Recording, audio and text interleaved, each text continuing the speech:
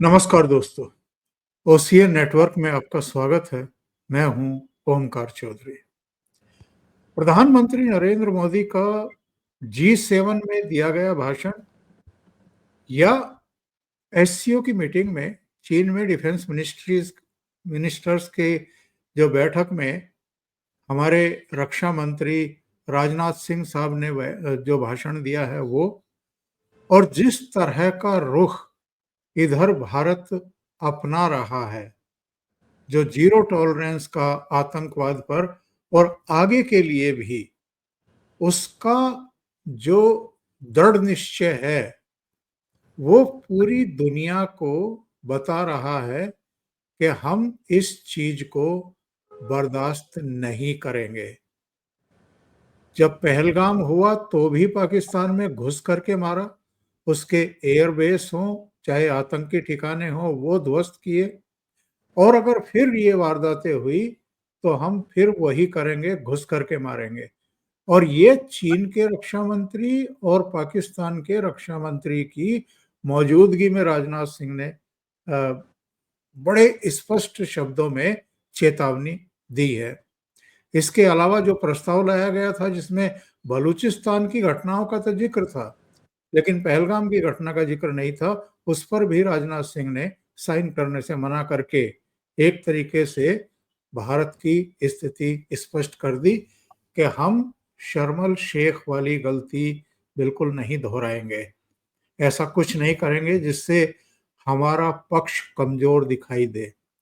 मेरे साथ जुड़ रहे हैं आपके जाने पहचाने चिर परिचित जियोपॉलिटिकल मामलों के, सुरक्षा मामलों के विशेषज्ञ कर्नल अजय रैना साहब। तो उनको जोड़ करके हम इसी पर चर्चा को आगे बढ़ाएंगे। अजय जी, बहुत स्वागत, नमस्कार। नमस्कार, धन्यवाद बुलाने के लिए ओमकार जी, और सभी दर्शकों को मेरा नमस्कार। बहुत बहुत धन्यवाद आपका। तो जो कुछ लिंगदाओ में हुआ, चीन में हुआ, एससीओ डिफेंस मिनिस्टर की समिट में हुआ, उस पर मैं आपकी टिप्पणी चाहूंगा। राजनाथ सिंह ने कलम ही नीचे रख दी, वो प्रस्ताव देखने के बाद उस पर साइन नहीं किया, और उसके बाद उनका जो कुल मिलाकर के भाषण था, उन्होंने जिस तरीके से चीन को, पाकिस्तान को सुनाया है, और केवल इन दोनों को नहीं सुनाया बल्कि पूरी दुनिया में एक संदेश गया है कि भारत अब बर्दाश्त नहीं करेगा, एनफ इज एनफ। जी ओमकार जी, नेचुरली एससीओ एक ऐसा ग्रुपिंग है जिसको पूरी दुनिया वॉच करती है, बड़ा इंपॉर्टेंट ग्रुप है। तो वहाँ जो प्रोसीडिंग, जैसे आपने कहा कि जब कुछ भी कहा गया, जब बोला गया, तो नेचुरली पूरी दुनिया ने देखा और एक अच्छा है। आपने देखा होगा ओमकार जी कि एक बड़े हाथी को जब एक बांध के रखते हैं मंदिर में या किसी भी हाथी जहाँ पे रहते हैं, तो उसके पैर में एक सिंगल चेन होती है और एक खूंटे से बंधी होती है। हाथी रियलाइज नहीं करता कि अगर वो चाहे किक मारे तो उस चेन को, उस खूंटे को उखाड़ के लेके जा सकता है, लेकिन उसको पता नहीं है, बिकॉज उसको बचपन से ट्रेन किया जाता है कि तू यहाँ है, बचपन से वहां बंधा था तो यहीं बंधेगा तू। तो यही एक देश और एक देश की लीडरशिप दोनों के लिए यही पॉइंट वैलिड है कि हमारे अंदर कई पावर्स होती हैं या शक्तियां होती हैं, लेकिन हम उसको रियलाइज नहीं करते एट टाइम्स। और जब आपको रियलाइजेशन नहीं आती ना, कहते हैं ना, अगर आपने कभी अपना वजन कम करना है तो सबसे पहले शीशे पे सामने खड़े होके अपने पेट के ऊपर हाथ मारिए, घुमाइए थोड़ा सा, अपने पेट को थोड़ा सा मसलिए, तो आपको रियलाइज हुआ कि आप ओवरवेट हो। जब तक आपको ये नहीं पता कि ओवरवेट हो तो आप वेट लूज कर ही नहीं सकते, फिर जो मर्जी करो। तो साइकोलॉजिकल जो एक अपग्रेडेशन या ग्रेजुएशन जो होती है नीचे से ऊपर, आई थिंक वो एक समय हमें दिख रहा है कि अभी वो टाइम आ गया और हम लोगों ने रियलाइज़ किया कि हम क्या हैं और हम क्या कर सकते हैं, और दुनिया भी इसको एक्सेप्ट करती है कि भाई, और उसमें उसके पीछे कौन खड़ा है? Economy, strong leadership, strong military, but हर चीज़ की बुनियाद इकॉनमी। तो जो लोग रोते हैं, कभी टैक्स देते हुए रोते हैं, कभी कुछ करते हुए रोते हैं, तो उनके लिए भी एक मैसेज है कि जब तक यहाँ खीसे में पैसे नहीं होंगे तो आप आंखें नहीं दिखा सकते। तो आज अगर ईश्वर ने ऐसा सिचुएशन हमें खड़ा किया है, हमारे पास स्ट्रॉन्ग लीडरशिप है, हमारे पास अच्छी इकॉनमी है, अच्छी मिलिट्री है, हर लिहाज से हमारा ह्यूमन रिसोर्स बड़ा अच्छा है, और अगर अब भी हम झुकें और झुक के, जैसे आपने शर्मल शेख का जिक्र किया, वही गलतियां करें, ये बोलें कि बलूचिस्तान में हम लोग कर रहे हैं और पहलगाम की घटना को इग्नोर किया तो फ़र्क ही नहीं पड़ता, तो फिर तो हम वहीं पे हैं जहाँ वहाँ जब 1.5 दशक पीछे। तो एक देश की प्रोग्रेस में या राइज में आई थिंक सबसे इम्पोर्टेंट पॉइंट होता है उस देश की लीडरशिप को ये समझना कि हम एक्चुअली क्या हैं और हमारी क्या कैपेबिलिटी है, कितनी नॉनसेंस हमने सुननी है या नहीं सुननी है। वो जो रेड लाइन जिसको हम कहते हैं ना कि चाइना की रेड लाइट है मलक्का स्ट्रेट, पाकिस्तान कहता है हमारा रेड लाइट है इंडस वाटर ट्रेडी, पानी रुका तो हम ये कर देंगे वो कर देंगे, वो तो होगी मिलिट्री और टेक्निटी।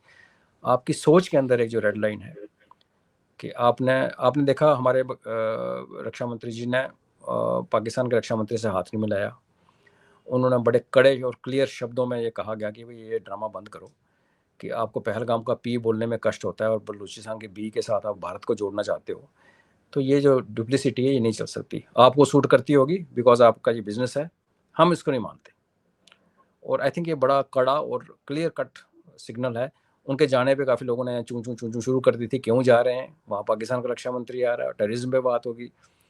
और अब समझ आता है कि वो क्यों गए, क्यों उन्होंने जब बोला और क्यों दुनिया ने सुना। यही स्टेटमेंट अगर दिल्ली में जाते नहीं जाते, किसी और को भेज देते और दिल्ली में बैठ के बुड़बुड़ाते रहते, कोई नहीं सुनता। वो उसको हम रैंट मानते हैं। लेकिन एक फोरम के अंदर खड़े होके, जैसे आपने कहा, लिटरली पेन ड्रॉप करना कि हम नहीं साइन करते इस जॉइंट डिक्लेरेशन को। और ये भी दिखाता है कि हम G20 जब हमने होस्ट किया, ओमकार जी, कितना डिफरेंस ओपिनियन था मेंबर्स का आपस में। और हमने ना केवल एक जॉइंट डिक्लेरेशन निकाली, हमने पूरे अफ्रीकन बिरादरी को उठा के G20 का मेंबर 21st मेंबर बना दिया। तो ये दिखाता है एक एफिशिएंसी, और ये दिखाता है कि क्यों जब हम ये बातें करते हैं कि चाइना की पावर डिक्लाइन है, उसका एक कुछ गड़बड़ चल रही है अंदर।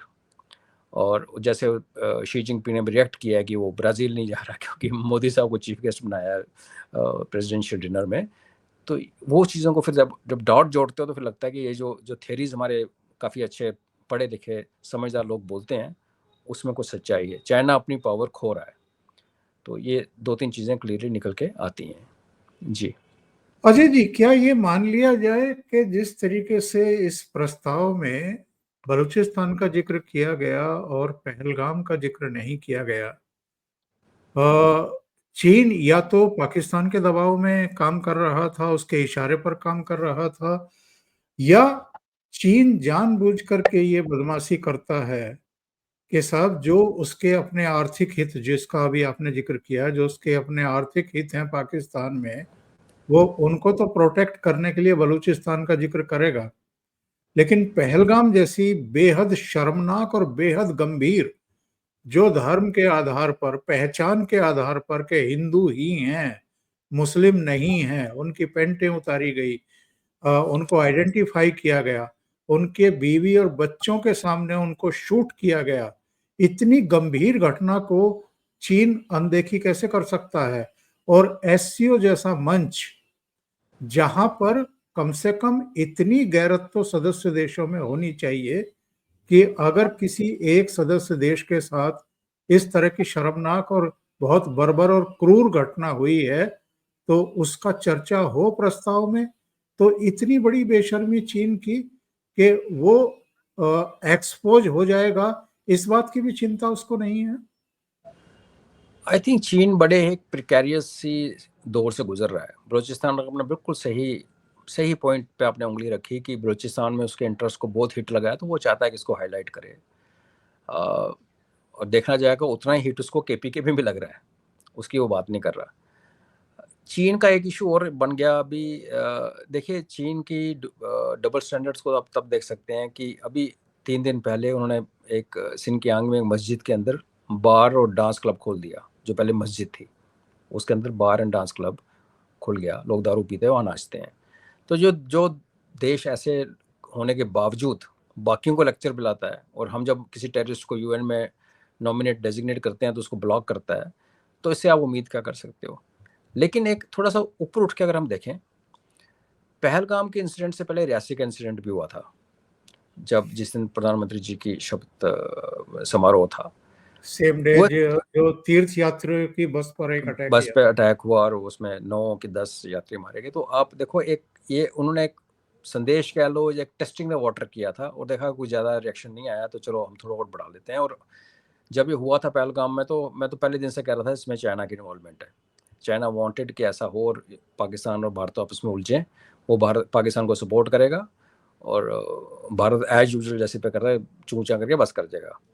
लेकिन उसमें एक डेवलपमेंट अभी जो रिसेंट ये हुई है कि चीन के बहुत हाई स्टेक्स हैं ईरान में, क्योंकि रशिया ने सीरिया, चाइना और रशिया ने दोनों ने सीरिया को छोड़ा मजबूरी में, छोड़ते नहीं है, छोड़ा बिकॉज रशिया उलझा हुआ था यूक्रेन वॉर में, फंसा हुआ था बुरी तरह से, और यहाँ पे अमेरिका, टर्की और इजराइल ने मिलके HTS को पैदा करके उनसे छीन लिया और साथ साथ वहाँ से भाग गए। उसका नेक्स्ट जो पोस्ट है सीरिया के बाद, इराक तो आपको पता है पहले डिफंक्ट है, उसके बाद जो नेक्स्ट बड़ा जो देश है वो ईरान था। ईरान में रशिया और चाइना का बहुत इंटरेस्ट है, रशिया को वो सपोर्ट किया ईरान में यूक्रेन वॉर में, और चाइना सबको पता है शुरू से पाकिस्तान ने ही ईरान को न्यूक्लियर टेक्नोलॉजी बेची थी या स्मगल की थी चाइना की ब्लेसिंग के साथ। और चाइना का अभी भी जो यूरेनियम लोग ढूंढ रहे हैं उसमें क्लियर कट सबको पता है, जिन जिनको समझ है कि जो भी जहाँ पे भी यूरेनियम है वो चाइना के की ही मदद से वो छुपाया गया, हिलाया गया या कुछ भी किया गया। और आपने देखा लड़ाई के टाइम पे भी 2 जहाज इनके ट्रांसपोर्ट एयरक्राफ्ट लड़ाई के बीच में उन्होंने लैंड किया था। तो चाइना होल हार्टेडली और हार्टेडली से भी आगे बढ़ के लाइव वॉर के टाइम पे अपने जहाज भेज रहा है। उसी का जो पाला हुआ नजायज बच्चा पाकिस्तान उसी ईरान के खिलाफ अपनी एयर स्पेस अमेरिका को दे रहा है। कल को बूट्स ऑन ग्राउंड की बात आएगी तो वो जाएंगे वो पाकिस्तान से ही, अगर अमेरिकन और इसराइलीज को ईरान पे अटैक करना, बिकॉज और कोई उनके जो 1200-1300 किलोमीटर का एरिया इलाका गैप है बीच में, उसका बेस्ट ये है कि आप इधर से आइए और पड़ोसी राज्य पाकिस्तान से कुछ चाहिए। तो चाइना का रिलेशनशिप अगर आप स्टडी करें पीछे मुड़ के 15-20-25 साल देखें, क्योंकि देखो तो 1980 तक चाइना था नहीं था, एक ही हाल था उसको, तो अभी पाकिस्तान ने अमेरिका से इंट्रोड्यूस कराया था 70s में, उसके बाद उसको 10-12 साल लग गए बेस बनने में, उसका वो राइज स्टार्ट हुई। राइज के दौरान चाइना ने पाकिस्तान को अबंडन कभी नहीं किया। आप देखें पहले कराकोरम हाईवे बनाया, फिर उसको CPEC बनाया, जब CPEC में $40 बिलियन लगाए, 20 बिलियन डॉलर पाकिस्तान डालना थे, नहीं डाले, चाइना ने वो भी डाल दिए लोन पे। चाइना ने कुछ भी हम कहें, हम उसको पसंद नहीं करते, चाइना से हमारे 1000 प्रॉब्लम है, लेकिन चाइना और पाकिस्तान की दोस्ती कंसिस्टेंट है, उसमें पाकिस्तान का कोई रोल नहीं है। चाइना का बड़ा दिल है और उसको अपने इंटरेस्ट है, उसको वार्म वाटर चाहिए, उसको अपनी वहाँ से ऑयल लाना है, उसने एक नेवल बेस बनाना ग्वादर में। चाइना एहसान नहीं कर रहा, बट चाइना ने अप डाउन नहीं किया, चाइना की कंसिस्टेंसी बरकरार रही। वेरएज अमेरिका आता रहा, पाकिस्तान को डॉलर देके यूज़ करता रहा अफगानिस्तान में, फिर चला गया, फिर 9/11 के बाद आया, फिर चला गया, फिर तालिबान जब चढ़ के बोले फिर भागा, फिर यहाँ। तो एक कंसिस्टेंट दोस्त और एक दोस्त जो आपको क्लियरली हीरा मंडी की तरह ट्रीट करता है, पे एंड थ्रो, पे यूज एंड थ्रो। पाकिस्तान जाके दूसरे वाले की गोद में बैठ गया, ईरान को के पीठ में चाकू घोंपा है, आपने लंच किया, आपके फील्ड मार्शल ने जाके प्रेसिडेंट के साथ, जो कि प्रोटोकॉल का सिस्टम नहीं बनता, तो नेचुरली आप उनकी गोद में बैठे हुए हो। और आप हर्ट किसको कर रहे हो? जो आपका जो अन्नदाता है किस्म का चाइना, उसके बेस्ट फ्रेंड को, ईरान को।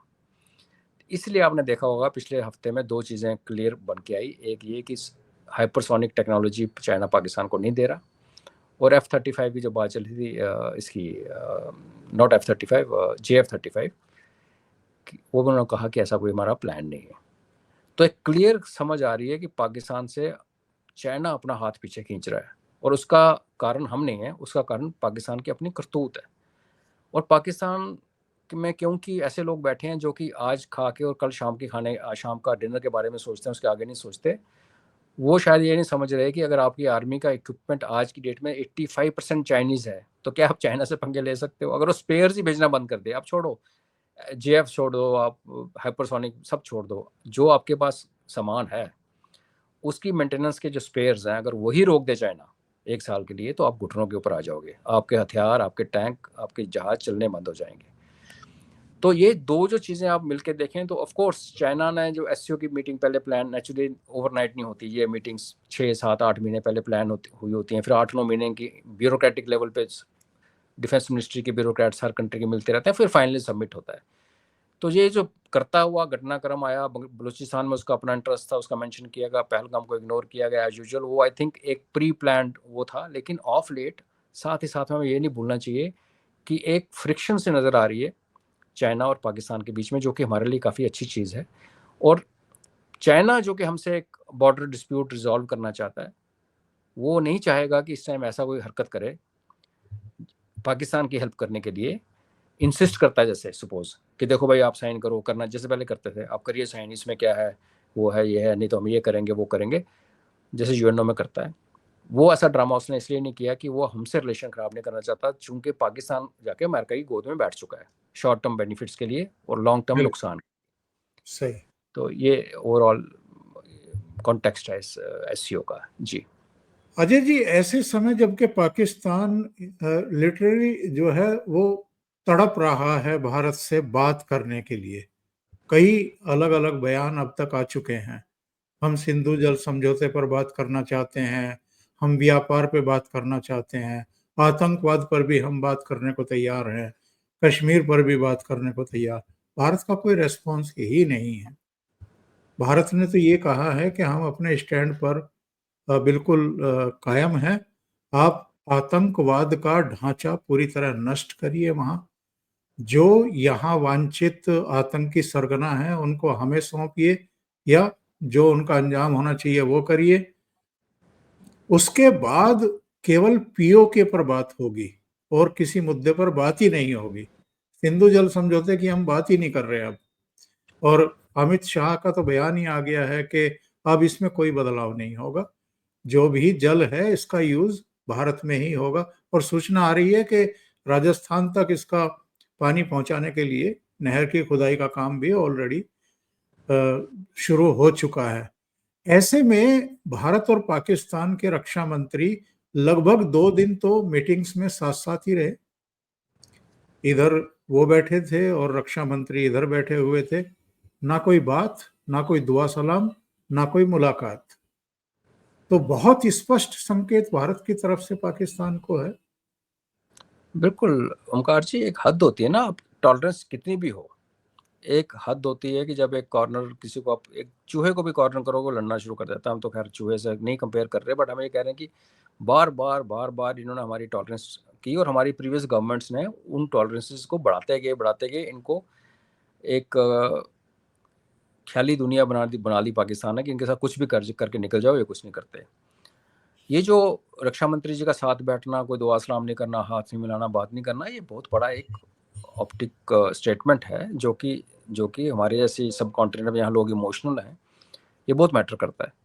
क्योंकि आपने देखा होगा जब एमईए हमारे गए थे पाकिस्तान, जयशंकर जी, तो उनके फॉरेन मिनिस्टर से हाथ मिला दिया ना, बोला वेरी गुड हॉस्पिटैलिटी, तो पाकिस्तान ने उसको इतना ढोल बजाया और हम लोगों ने बोला ठीक है। अभी उस कटसीज को भी भारत कट डाउन कर रहा है। इन एनी केस जो डिफेंस मिनिस्टर होता है वो एक्सटर्नल अफेयर्स तो है नहीं, उनको डिप्लोमेट होने की जरूरत नहीं, वो तो डिफेंस मिनिस्टर से बात करेंगे। सही। बट ये जो इनका जो ये जो एक सिस्टम चल रहा था ना कि आप सोप आप करो और फिर हज करने को चले जाओ और बोलो हम हाजी बन गए, वो हमने क्लियरली बोल दिया हम इसको बर्दाश्त नहीं करेंगे यार, बस इनफ इज इनफ। और इंटरेस्टिंगली जैसे जैसे ये दरार चाइना और पाकिस्तान के बीच में बढ़ेगी, जो अगर हम थोड़ा इस गेम को ढंग से खेलें, बिकॉज आई थिंक आपके प्लेटफॉर्म पे एक डेढ़ महीने पहले मैंने कहा था कि चाइना हमारा दुश्मन है, हमें कोई शक नहीं है, लेकिन हमें चाइना के साथ डील करना पड़ेगा। आप जियोग्राफी को, जैसे कहते हैं ना, आपके पेरेंट्स रब ने बनाए होते हैं, आपके पड़ोसी भी रब ने बनाए होते हैं, आप उनको इग्नोर नहीं कर सकते बियॉन्ड लिमिट। और यही गलती है भाई, ईरान भी देखो कर रहा है, कल उसने अफगान उठा के 1.5 लाख अफगानी जबरदस्ती अफगानिस्तान वापस भेजे। तो मैं वही सोच रहा था कि तुम पहले कष्ट में हो, ये तो तुम्हारी मार पड़ी हुई है, पाकिस्तान ने तुम्हें चाकू घोंपा हुआ है, एक आपका फ्रंटियर पीसफुल था अफगानिस्तान के साथ, उनसे भी पंगे ले लिए। तो आई थिंक ये एक सोच है जो कि करती है, और भारत का जो स्टांस है कि हमने पीओजे के पे बात करनी, बाकी कोई बात ही नहीं करनी। और ये वही है ओमकार जी, आप जा रहे हो गली में, एक कुत्ता दो आई लव डॉग्स आपको भौंक रहा है, तो हमें आपको क्या जरूरत है बात करने की, आप निकल जाइए, काटने की कोशिश करते थे किक मारिए। तो ये पॉलिसी जो है, ये एक बहुत बड़ा शिफ्ट है जो इस गवर्नमेंट ने लाया। और जब हमने डिक्लेयर कर दिया डॉक्ट्रिन की आज के बाद हमारे देश में टेरर अटैक को हम एक्ट ऑफ वॉर मानेंगे, और फिर बाद में जब प्रधानमंत्री जी ने कहा कि हमारे लिए पाकिस्तानी टेररिस्ट और उनकी सरकार फौज एक ही है, तो उसके बाद तो फिर बातचीत का स्कोप है। और जब रही बात इंफ्रास्ट्रक्चर डिसमेंटल करने की, पाकिस्तान नहीं कर सकता ओमकार जी। पाकिस्तान में बेस्ट लीडर भी दुनिया का कोई मोदी साहब जैसा वेल मीनिंग भी लीडर भी आए, जब आपकी 50% से ज़्यादा पॉपुलेशन जिहादी माइंडसेट के साथ जाती है और वो जो हाफिज़ सईद और मौलाना मसूद अजहर को फॉलो करती हो, तो आप कितना क्या उनको आपके हर गली में मदरसे और मस्जिदें हैं जहाँ पे दिन रात काफिरों के खिलाफ बकवासबाजी की जाती हो, ऐसे देश का इंफ्रास्ट्रक्चर, आप बिल्डिंग तो तोड़ सकते हैं, लेकिन आइडियोलॉजी का क्या करेंगे आप? तो जब तक आइडियोलॉजी जिंदा, और आइडियोलॉजी जनरली 4 5 6 जनरेशन्स में जाके चेंज होती है, अगर हुई तो। वो कोई MBS जो कर रहा है वो करे तो मुझे लगता नहीं। तो भारत आई थिंक ये समझता है कि इनसे टॉक हो नहीं सकते, इनफे इंफ्रास्ट्रक्चर और टेररिज्म काबू आएगा नहीं, और हमने उसके बिना बात करनी नहीं, वो उनके औकात की बाहर की बात है, ये नहीं काबू कर पाएंगे। तो आई थिंक अब हमें यूज होना चाहिए एज ए कंट्री कि अब यहाँ वारदातें आप रोक नहीं सकते। देखो, आप 100 चीज़ें रोकोगे, एजेंसी 100 अटैक रोकते हैं, एक कर ही जाता है कोई ना कोई। तो दुश्मन को तो एक ही चाहिए ना दिखाने के लिए। हमें तो पता नहीं चलेगा जो 99 हमने रोक ली हमारे एजेंसी दिन रात, वो कभी खबरों में भी नहीं आएगी शायद। तो वो होता रहेगा और हम पाकिस्तान की पिटाई करते रहेंगे। ये एक नया नॉर्मल सेट हो गया, तो इसके बीच में तो बात बूत होने का तो कोई चांस ही नहीं। पाकिस्तान जितना मर्जी रो ले, हम लोग उनसे बात नहीं करने वाले। जी। अभी आपने जिक्र किया था कि जब एस जयशंकर साहब गए थे, नूर खान एयरबेस पर ही उतरे थे, जी। एक चश्मा बदला था उन्होंने, और उसके बाद जब लौटे तो उनकी मेहमान नवाजी की तारीफ में एक ट्वीट भी कर दिया था, तो जिसको लेकर के वो चलते रहे।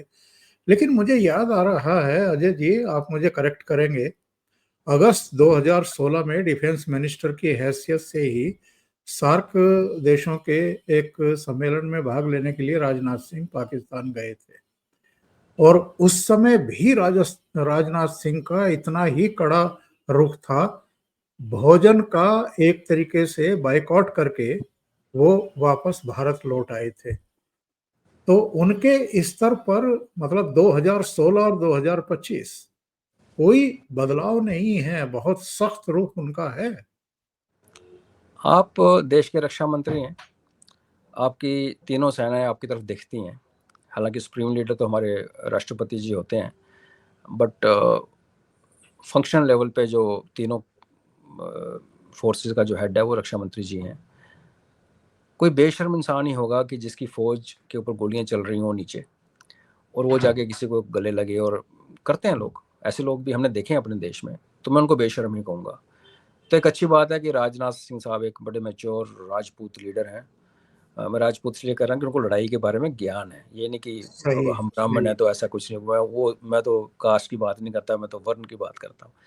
तो एक योद्धा को आपने, योद्धा बैकग्राउंड वाले इंसान को आपने रक्षा मंत्री बनाया, जिन्होंने हमेशा अपने त्यौहार, अपने बड़े दिन फोर्सेस के साथ, प्राइम मिनिस्टर जी भी बनाते हैं, ये भी करते हैं। तो आई थिंक ये जो एक्सपेक्टेशन है ना, जवान, एक जो जवान खड़ा है ना ओंकार जी बॉर्डर पे, उसको शायद स्ट्रेटजी, बहुत बड़ी बड़ी पॉलिसी के बारे में कुछ नहीं पता। उसको ये विजुअल्स बहुत मैटर करते हैं कि बिल्कुल। जब रक्षा मंत्री जी गए और उन्होंने बिल्कुल स्टिफनेस, कोई फालतू बात नहीं, हाथ में मिलाया, मतलब इसलिए आए कि भाई आना था, आ गया यार, बस दैट्स इट। तो उसका हौसला बढ़ता है। वो, उसको लगता है कि जो मेरे साथ यहाँ पे जो हार्डशिप्स मैं फेस कर रहा हूँ, दिल्ली में बैठ के जो हमारे विभाग के मंत्री जी हैं वो इसको महसूस कर रहे हैं। इसी खुंदक में वो वहाँ पे उनके फेस पे एक्सप्रेशन है। इसी एक्सप्रेशन को आप चेंज करके स्माइलिंग कर दो, हंसने खेलने में शुरू हो जाओ, तो वो बंदा सोचता है यार, मैं केरला से, कर्नाटका से उठ के जम्मू कश्मीर के बॉर्डर पे खड़ा हूँ, बर्फ़ में खड़ा हूँ, 35 - 30 डिग्री टेम्परेचर में, और हमारे मंत्री साहब जाके रंगरलियाँ बना रहे हैं, दारू पी रहे हैं और पार्टीज कर रहे हैं, तो मैं किस लिए, मैं बेवकूफ़ हूँ? तो आई थिंक एक बहुत बड़ा, एक आने वाले हमारे फ्यूचर जनरेशन जो मिनिस्टर्स हैं उनके लिए एक मैसेज है कि ऐसे आपको एक करना चाहिए। और एक सेल्फ रिस्पेक्टिंग देश का, एक सेल्फ रिस्पेक्टिंग रक्षा मंत्री जिसके रक्षा फोर्सेस के ऊपर बार बार हमले होते हैं, उनके लिए आई थिंक ये बहुत अच्छा, बड़ा ही माकूल किस्म का स्टांस है। जी। आपने एक बात का जिक्र किया था कि जब रक्षा मंत्री जा रहे थे चीन, तो कुछ लोगों का कहना था कि क्या जरूरत है, कोई और चला जाएगा, डिफेंस मिनिस्टर ना जाए। लगभग इसी तरह की बातें जब G7 समिट हो रहा था तो प्रधानमंत्री के कनाडा जाने को लेकर के भी हो रही थी कि प्रधानमंत्री को डिनाई कर देना चाहिए, रिफ्यूज कर देना चाहिए, नहीं जाना चाहिए, क्योंकि उनको देर से कॉल की गई। लेकिन एक मैसेजिंग देनी होती है अजय जी, आप इस बात से सहमत हैं कि प्रधानमंत्री ने वो जो खयालिस्तानी है उनकी भी धता, उनको भी धता बताई। कनाडा की जो नीति रही है मौजूदा प्रधानमंत्री से पहले जो ट्रूडो का हाल रहा, उसको भी एक तरीके से आंखों में आंखें डाल करके वहां पर वो तन करके खड़े हुए। 56 इंच का सीना लेकर के, और वहीं बैठ करके उन्होंने आतंकवाद के मुद्दे पर बहुत खरी खरी सुनाई, और तब वापस लौटे, बल्कि क्रोएशिया जाकर के वापस लौटे। तो ये एक बदला हुआ भारत है, बिल्कुल एकदम आंखों में आंखें डाल करके बातें करना, चुनौती देना, संदेश देना। क्योंकि उससे पहले पन्नू ने कहा था कि वो आएंगे अपनी मर्जी से और जाएंगे हमारी मर्जी से, तमाम तरह की धमकियां दी थी। तो प्रधानमंत्री पहुंचे कि मैं आ रहा हूं और मैं जाऊंगा भी अपनी मर्जी से ही। बिल्कुल। देखिए, देश चलाने में या लीडरशिप स्टाइल में आप क्रिकेट की तरह नहीं खेल सकते कि आप आज टेस्ट मैच में स्लो खेलने लगे, कल T20 में फास्ट खेलने लगे। आई थिंक कंसिस्टेंसी बहुत ज़रूरी होती है।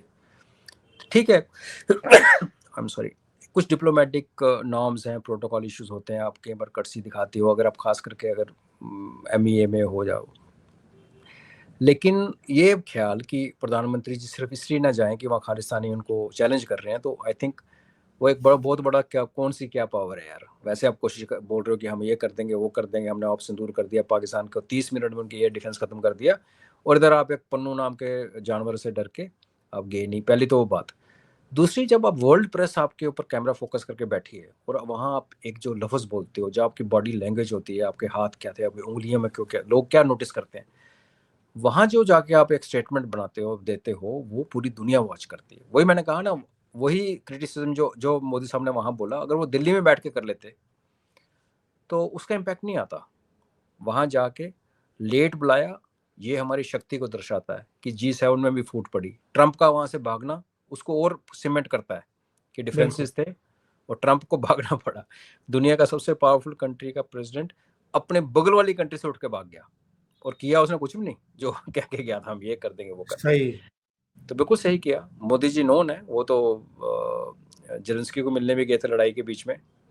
पुतिन साहब को उन्होंने फेस पे बोल दिया था कि युद्ध का माहौल टाइम नहीं है। तो ये कंसिस्टेंसी मोदी साहब को लोग जो मर्जी कहें, जो 56 इंच का सीना हमें पहले दिन से दिखा है वो वैसे ही है।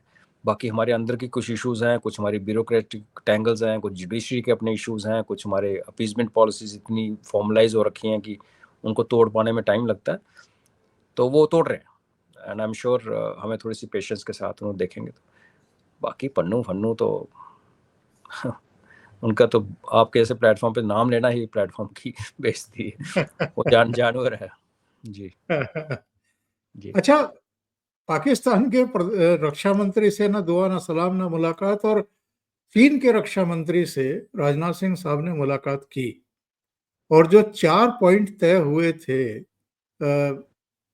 2024 में, कि साहब एक तो डिसएंगेजमेंट प्रक्रिया को पूरा किया जाए और तेजी से किया जाए। दूसरा ये कि सीमा पर तनाव कम होना चाहिए, और ये तब होगा जब चीन जो है वो गुस्ताखियां करना बंद करे। तीसरा ये कि जो सीमांकन और परिसीमन का काम है उसमें तेजी लाई जाए। भाई पता लगे ना कि ये तुम्हारा है, ये हमारा है, उसको क्यों लटकाए हुए हो।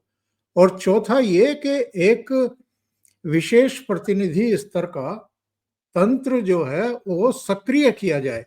ये नहीं है कि आज आप कह रहे हैं कि कमांडर लेवल की मीटिंग हो जाए, कल को आप कहीं मिल गए किसी वैश्विक मंच पर तो 2 विदेश मंत्री आपस में मिल लिए या 2 रक्षा मंत्री आपस में मिल लिए। एक तंत्र की स्थापना हो, जो भी डे बाय डे के मुद्दे हैं वो तंत्र तुरंत सक्रिय हो और मुद्दों को सुलझाया जाए।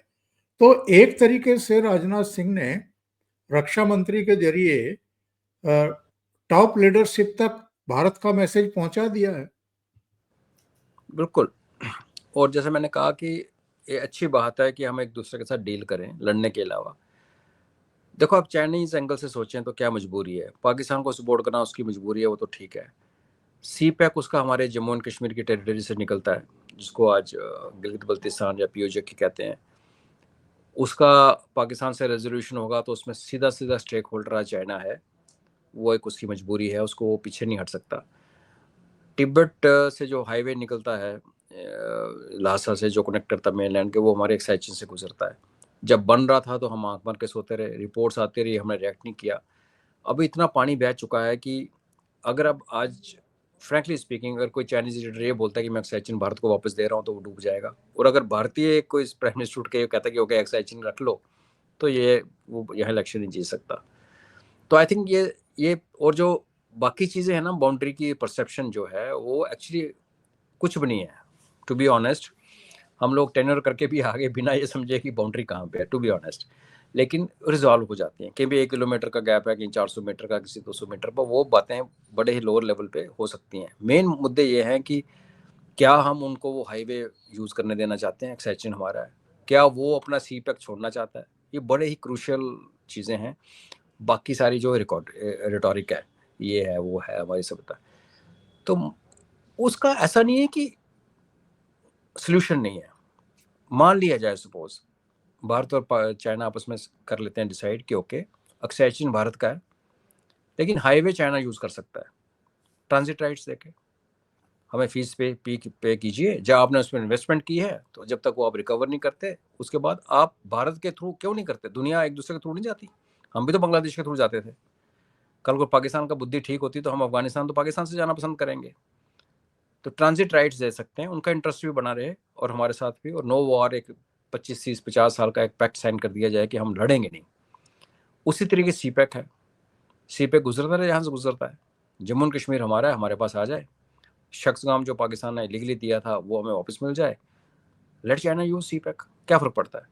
तो आई थिंक फाइनली ऐसा ही कुछ सोल्यूशन होगा। अगर हम बोलेंगे चाइना सी पैक छोड़ के भाग जाएगा और ये एक्साइचिन में से निकल जाएगा, ऐसा बहुत मुश्किल है, वो कोई भी लीडर दोनों तरफ से नहीं कर पाएगा, और ना हम इसके ऊपर लड़ना चाहते हैं।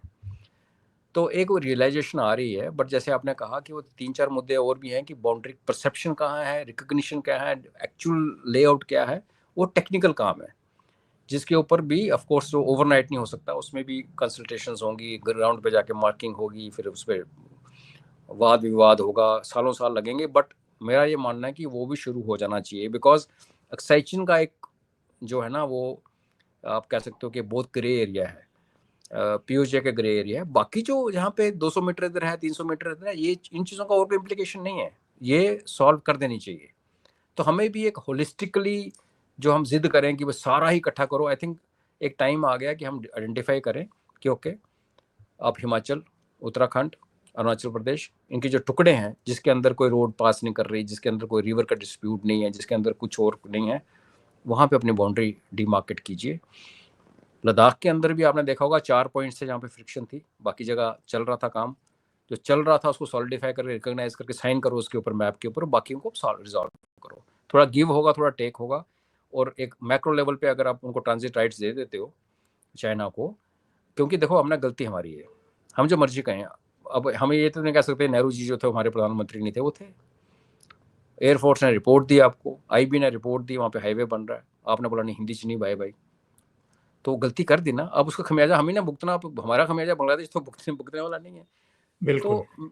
तो मुझे भी लगता है इसी तरफ जा रही है। सोच यही है कि पहले डिसंगेज कीजिए, आप आमने सामने से फौज हटाइए, एलसी मत बनाइए, एलएसी को, क्योंकि जब आमने सामने हो गए तो गोली भी चल सकती है, कुछ भी हो सकता है। फिर आप धीरे धीरे पुल बैक कीजिए जो पहले, और फिर आप बैठ के सेक्टर बाय सेक्टर आप उसको ख़त्म कीजिए डिस्प्यूट को। और जो पाकिस्तान ने जो करतूत की है ईरान में, जिसकी मैंने पहले मेंशन किया, अगर मेरी रीडिंग सही है, और अगर कल, क्योंकि वेस्ट एशिया स्टेबलाइज नहीं हुआ है, वहाँ लड़ाई, वहाँ भी पॉज ही है अभी फिलहाल, कल को अगर पाकिस्तान के थ्रू बूट्स जाते हैं ईरान के ऊपर अटैक करने के लिए, जब पाकिस्तान अमेरिका के साथ मिलकर बलूचिस्तान को काटता है, तो पाकिस्तान और चाइना में दूरी और बढ़ेगी, और वो जो दूरी बढ़ेगी, और उधर से अमेरिका को गिरने की कोशिश कर रहा है चाइना को म्यांमार में बांग्लादेश के थ्रू, तो फिर हमारे लिए एक अपॉर्चुनिटी आती है कि हम डील करें, ना सरेंडर करें, ना कोई ज़्यादा बुली करें, डील करके हम अपने जो मसले हैं इनको रिजॉल्व कर लें। एक अपॉर्चुनिटी की तरह देखता हूँ, और इसलिए राजनाथ सिंह जब उनके रक्षा मंत्री से बात हुई तो बिल्कुल सही है, ये ऐसा ही होना चाहिए जी। 2 शब्दों का प्रयोग राजनाथ सिंह ने किया है, एक परमानेंट डिसएंगेजमेंट, जी डिसएंगेजमेंट नहीं, डिस एस्केलेशन, और दूसरा उन्होंने कहा है कि स्ट्रक्चर्ड रोड मैप। और अभी जो आपने जिक्र किया है बिल्कुल वो इसको अंडरलाइन करता है कि भाई ये परमानेंट टेंशन जो है ये सीमा से तभी खत्म हो सकती है जब ये मसले सुलझा लिए जाएं। और जो मैंने कहा था कि एक स्ट्रक्चर रोड मैप हो, एक तंत्र हो, तुरंत बात हो और उन समस्याओं को खत्म किया जाए। अब आते हैं इस पर कि प्रधानमंत्री नरेंद्र मोदी ब्राजील जा रहे हैं और ब्राजील ने उनके सम्मान में एक विशेष कार्यक्रम रखा है जिसमें उनका सम्मान भी किया जा रहा है और भारतीय संस्कृति से ओतप्रोत कुछ कार्यक्रम भी पेश किए जाएंगे वहां पर। और इसको शी जिनपिंग पचा नहीं पा रहे हैं, बल्कि पता नहीं क्यों जब भारत के प्रधानमंत्री का सम्मान होता है तो उनको वो अपना अपमान लगता है, इसलिए वो कन्नी काट रहे हैं। G20 में भी नहीं आए थे भारत में क्योंकि अध्यक्षता भारत कर रहा था और सारी हाईलाइट जो है और सुर्खियों में भारत के प्रधानमंत्री ही रहने थे, तो उनको लगा कि वहां मैं जाकर के क्या करूंगा। और यही हाल अब ब्रिक्स देशों के इस महत्वपूर्ण सम्मेलन में भी है, जिसके बारे में ट्रंप ने कहा था कि ये इरिलीवेंट हो गया है। हालांकि ट्रंप की चले तो वो G7 को भी इरिलीवेंट कर दें, वो तो जिस तरह का है वो कारनामा कर रहे हैं आजकल। लेकिन ब्राजील में जो कुछ हम देख रहे हैं, ब्राजील पर जो चीन का और शी जिनपिंग का रुख देख रहे हैं, इससे फिर लगता है कि दोनों देशों के संबंध जो हैं वो मतलब के लिए लव वाले और जब मतलब निकल जाए तो हेट वाले हैं। जी बिल्कुल। दो चीज़ों में जो आपने जिक्र किया कि जब G20 में नहीं आया शी जिनपिंग और अभी ब्रिक में नहीं आ रहा, थोड़ा सा फ़र्क ये है और जो आई थिंक बड़ा मेजर डिफरेंस कह सकते हैं उसको, ये है कि G20 के टाइम पे शी जिनपिंग जो था वो चाइना के कंट्रोल में था और चाइना ठीक ठीक ठाक चल रहा था, जो भी कोविड शोविड फैला के जो भी किया करतूत वो चल रहा था। अभी शी जिनपिंग की अपनी पोजीशन बहुत वीक है देश के अंदर, काफ़ी किस्म की खबरें, क्योंकि क्लोज्ड कंट्री है और फिर क्या होता है कि खबर जब बाहर नहीं आती फिर स्पेकुलेशन शुरू हो जाती है और स्पेकुलेशन का बेस बनता है वो चाइनीज़ जो बाहर रहते हैं और वो अपने देश के खिलाफ बोलते हैं, तो हम भी उन्हीं को देख के समझने की कोशिश करते हैं। तो डेफिनेटली वीक हुआ है, आउट ऑफ कंट्रोल है चाइना, उसके मैं ये नहीं कह रहा, बट ये कह रहा हूँ वीक है।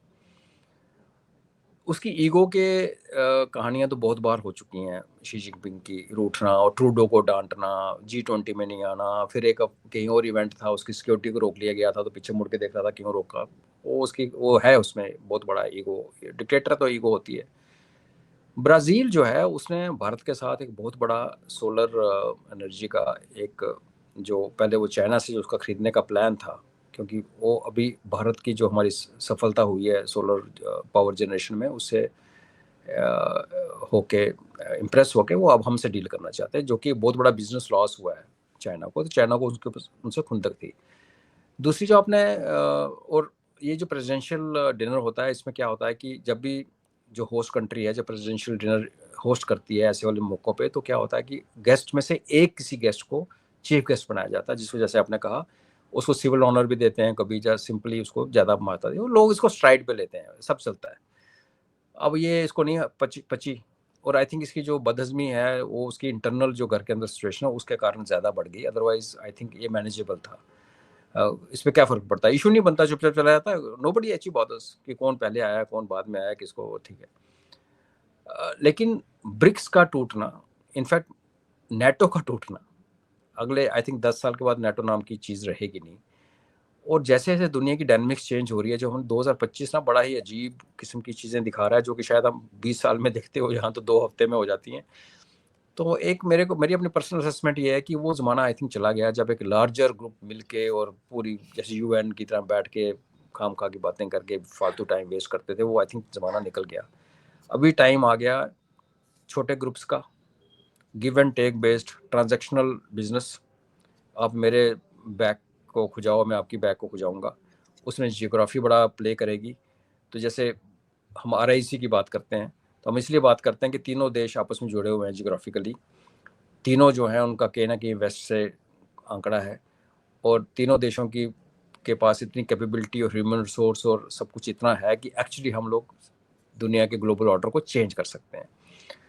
अमेरिका इधर से देखो अटलांटिक, वहाँ से देखो पैसिफिक के परली तरफ बैठ के हमें कितना इम्पैक्ट करेगा, वो सिर्फ गड़बड़ी पैदा कर सकता है, वो वर्थवाइल कंट्रीब्यूशन नहीं कर सकता। एक इलाके की अपनी इन्वायरमेंट की, टेरेन की, कल्चर की टाइज कनेक्शंस होती हैं, वो एक बाहर वाला ही होता है।